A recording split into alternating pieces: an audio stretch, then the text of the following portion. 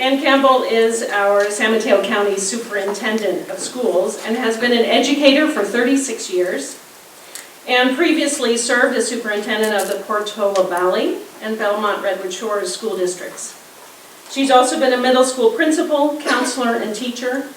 Ann's priorities include closing the achievement gap, expanding access to quality early care and education, and creating 21st century schools for 21st century students. Current initiatives underway to achieve those priorities include our Big Lift, the iZone, and the implementation of the Common Core. Welcome, Ann Campbell.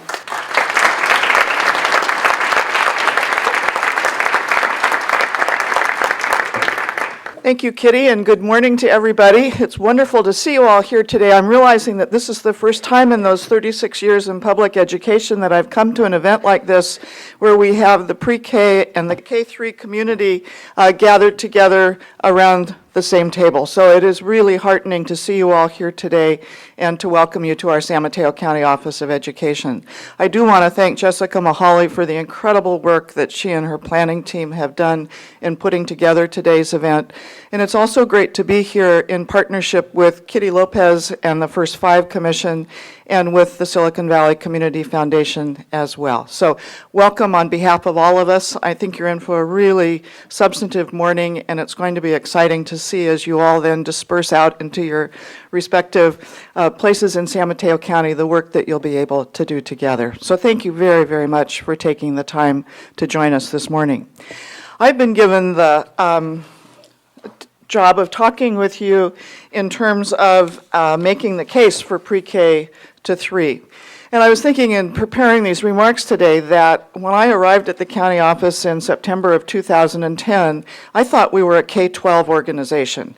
And I knew there were these people over on the floor up there that did early care and education, but I didn't really know much about them, and I'm focused on K-12.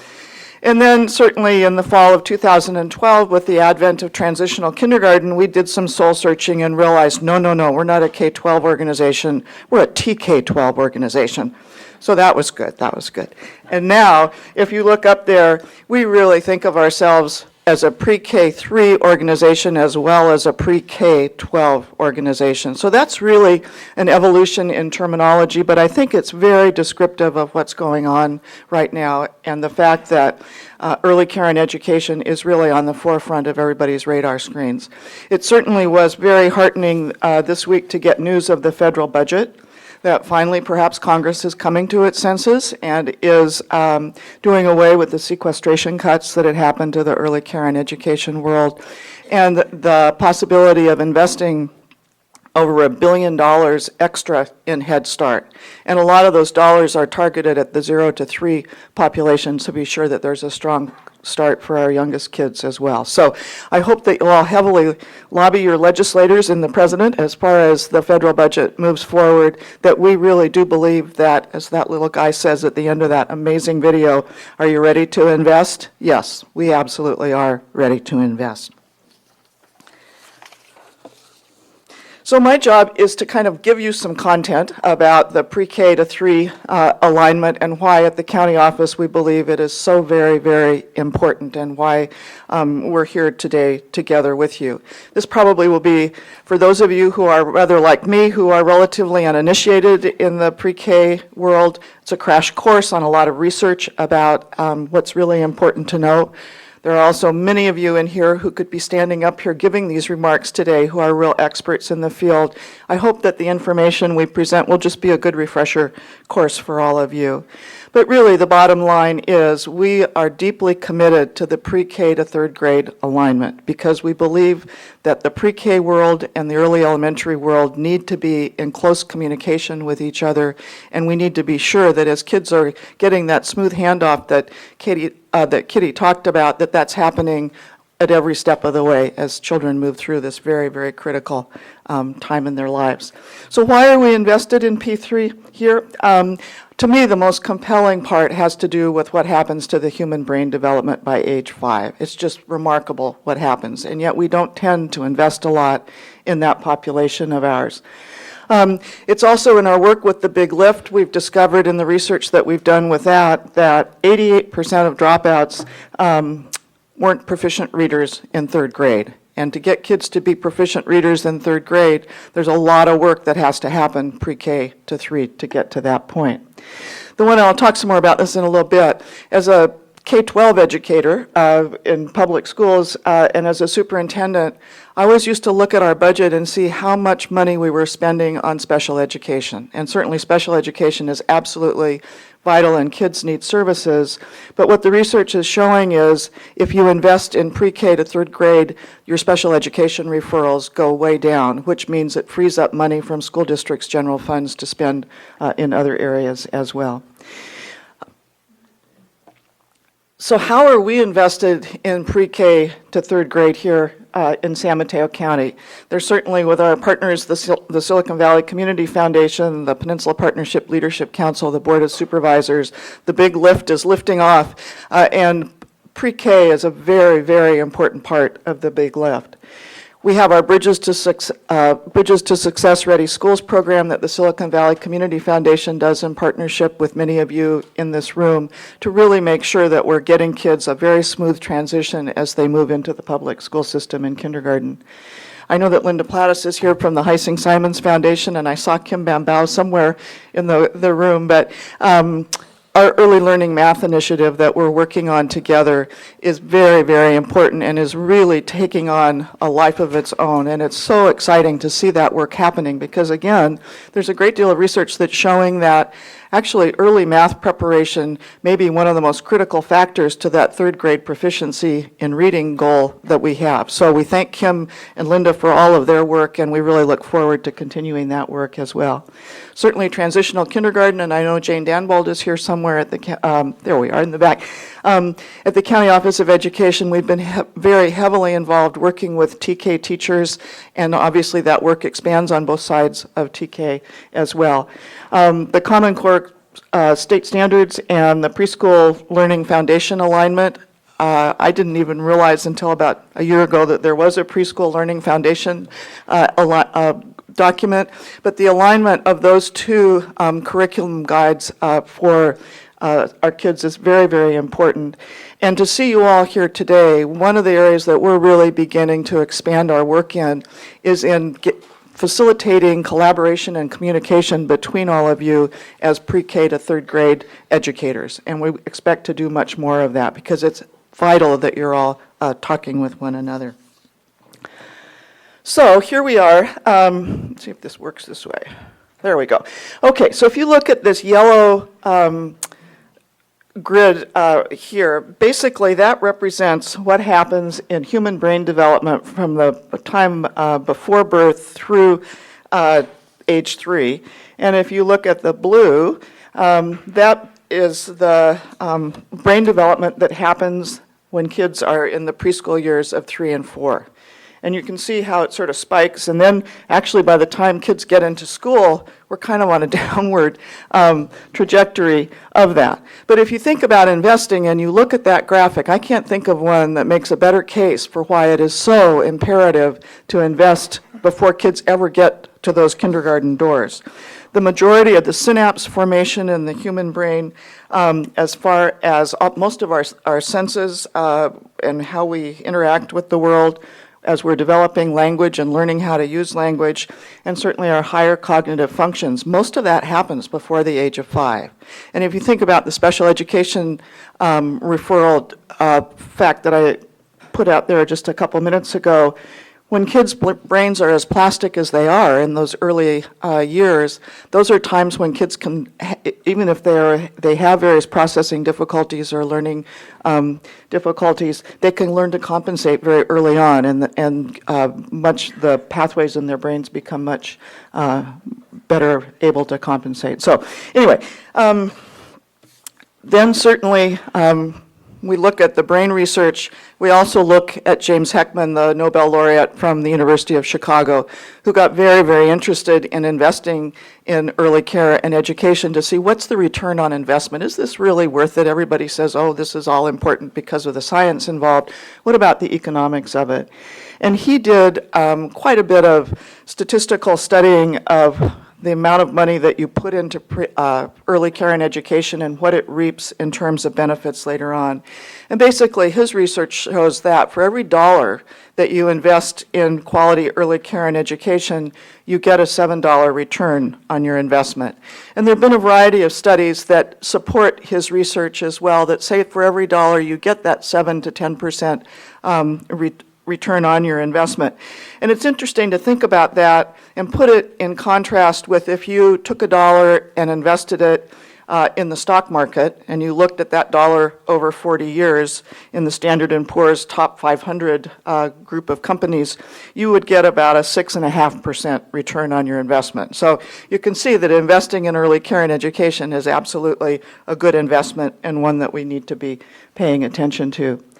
This slide also shows you as a society where we put our public dollars and putting it in comparison with human brain development as it occurs. And when you think about Heckman's research, the compelling case that he makes from an investment point of view, but he also makes the point of view that if you don't invest those dollars, then the kinds of public funding that you have to do later on in terms of what's happening as far as crime rates, as far as dealing with people in prison, as far as our social support web with welfare and a variety of other support systems, that's after the fact. And we would be so much better. We're not investing, you can see, in the early years based on this with our public dollars. And yet, if we were, we could turn around a lot of the kinds of investments that we have to make afterwards for remediation purposes. And I found an interesting thought that I wanted to share with you. You may know Fareed Zakaria, but he has this quotation about what's going on in the world today. It says, the tallest building in the world is now in Dubai. The biggest factory in the world is in China. The largest oil refinery is in India. The largest investment fund is in Abu Dhabi. And the largest Ferris wheel in the world is in Singapore. None of those things are in the United States. And the question is we're in our global economy and we're not investing in our youngest citizens and children, and other countries, each one of those countries has a very active early care and education component to what it's doing. Where is America going to be as we move to the future? And so whether we're talking about scientific research and brain development, or we're talking about economics and where we go from here as a society, that investment in early care and education is absolutely vital. This is some data when we get from the global level down to the local level here in San Mateo and Santa Clara County that was actually published in December of 2010, which shows longitudinal data for children who are in kindergarten, and then as they move through to the third grade, what their proficiency level is. And it's thanks to the Silicon Valley Community Foundation that we have this information. But you can see the pyramid that shows the four components of kindergarten readiness with academics, self-regulation, social expression, and self-care and motor skills. Those are all important components to being ready for kindergarten.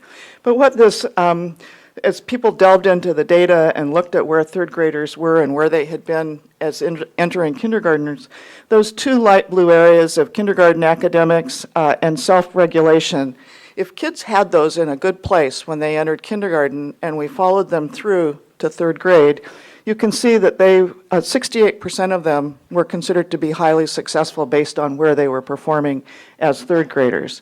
If they didn't, and if you look at the bottom pyramid there, if they didn't have those two areas well in hand and they moved forward to third grade, only 21% of them were operating at the level where they needed to be operating. So when we think about, again, early care and education and getting kids ready for kindergarten so that they can then thrive as they move through the public school system, that academic piece and the self-regulation piece are very, very important. Then if we look about and we think about what we're here today to do, and as far as aligning pre-kindergarten and third grade, this is some data, again, from our local area, that if we think in the far left over there, getting kids ready, actually only 57% of kids in San Mateo County arrive in kindergarten with all four of those dimensions of the readiness pyramid in place. When we think about our elementary schools, and as kids make that move from kindergarten to early elementary, 62% of our elementary principals said that they know very little or nothing about who's feeding kids to them and what the kids have had in their pre-K programs. And 87% of those principals, which is hopeful, actually feel that increased collaboration would be a good thing. And then finally, when you look at third grade reading proficiency, 43% of all of our kids in San Mateo County, and if you look at lower socioeconomic kids, 61% of that group aren't reading proficiently as third graders. So that's rather sobering data. But I think we're all here today because we're optimistic and upbeat and we want to really make a difference and turn this trend around. If you think about the essential elements of an aligned P3 system, and this comes from the work of Kristen Cowers, who was here last year at the Silicon Valley Community Foundation event to speak about the importance of kindergarten, especially full-day kindergarten. But she says there are three essential elements of an aligned Pre-3 system.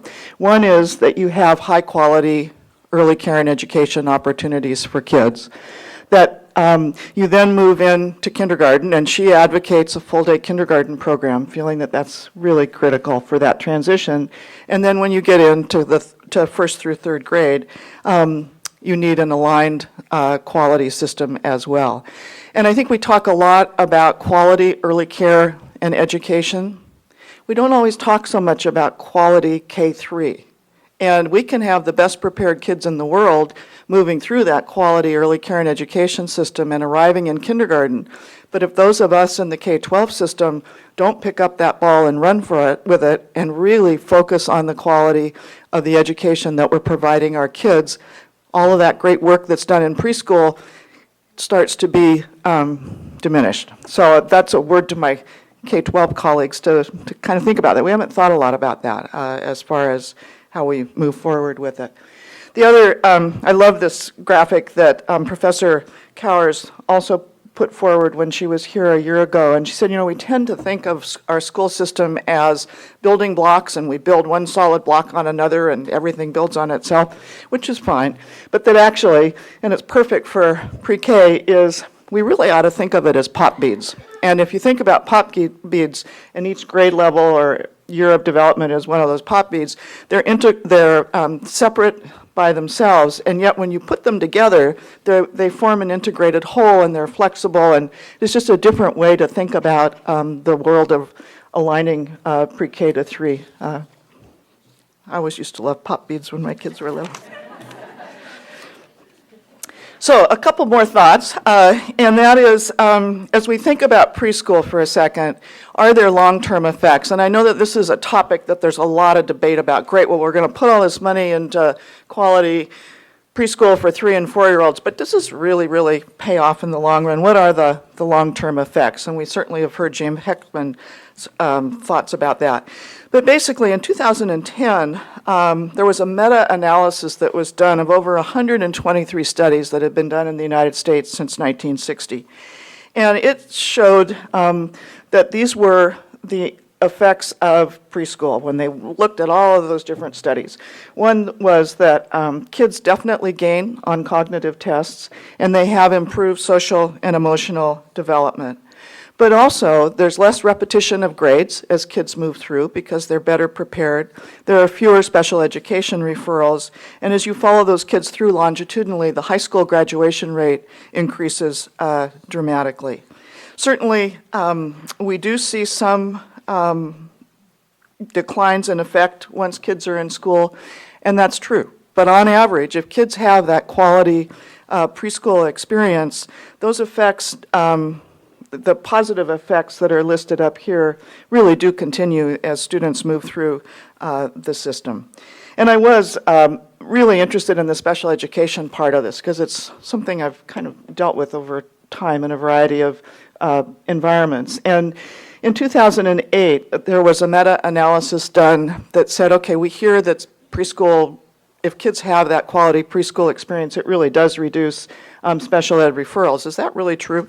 And so this meta-analysis was done, and looked at a variety of studies, most notably the 4 up there, but each one of those showed a substantial reduction in terms of referrals for special education. And the research also certainly indicates that we have increased high school graduation rates, increased years of education completed, the reduced crime and teen pregnancy, and increased earnings, so that we're getting great social returns on our investment as well. Also locally, here in San Mateo County, we have our Preschool for All program that operated as a partnership between a variety of entities, especially First Five. But those kids are moving through school in the Redwood City School District. And what that longitudinal data, we look at it every year, is showing is that kids who came out of the PFA program get a very, very strong foundation, that 2 years of preschool was more powerful than 1 year, but, and those of us, again, in the K-3 world have to listen to this, that it had to be sustained by a quality K-3 program as well.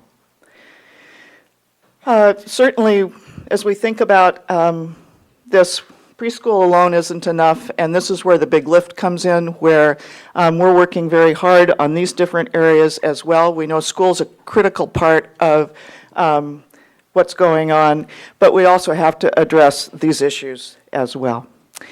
And then as we look at TK and think about what's out there on the horizon, it will be very interesting over the next 6 months to see what happens with the Transitional Kindergarten bill that's currently in front of the legislature.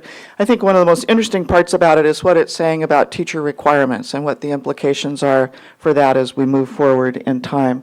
This past weekend I was with my mom, who's 91 years old and had had a modified Montessori preschool in Seattle for many years, retired from that, and now has a preschool that she's working with kids who are in an underserved area of Seattle. And I was telling her about the TK legislation, and she said, well, particularly thinking about this part, it's about time. You know, Maria Montessori said that people who are childcare, working with our youngest kids, whether it's in childcare or preschool classes, really should be paid more than university professors. And I said, that's right, Mom, absolutely. But it will be interesting to watch that as it moves forward. I would also call your attention to this document, which you can get on the California Department of Education website. It really shows the alignment of the preschool learning foundations and the Common Core standards and a variety of other documents as well. And then finally, with the big lift, if you aren't aware of the big lift at this point in time, Erica Wood or I would be more than happy to come out to your school district, your organization, whatever, to talk with you about the work that's going on. But through the Peninsula Partnership Leadership Council, we have set the goal of moving from 57% of our third graders reading proficiently by 2022, 80% reading proficiently. And we certainly have a great beginning with that. The Board of Supervisors has hopped on board with a $10 million grant, and they're asking us to find matching funds for, which we're doing. And we will be making a proposal to them next month, actually, as far as where we go getting quality preschool into all of our communities in San Mateo County, but beginning in those school districts where the reading proficiency level is below the average in San Mateo County. So we have a lot going on. I want to thank you all for your dedication to this work. It's absolutely vital. The San Mateo County Office of Education, together with our various partners, are very engaged in this work, and we really look forward. We're just on the very forefront of really thinking about pre-K to third grade alignment, and we look forward to working together with all of you to really make that initiative blossom into a true reality in school districts throughout our county. So thank you very, very much.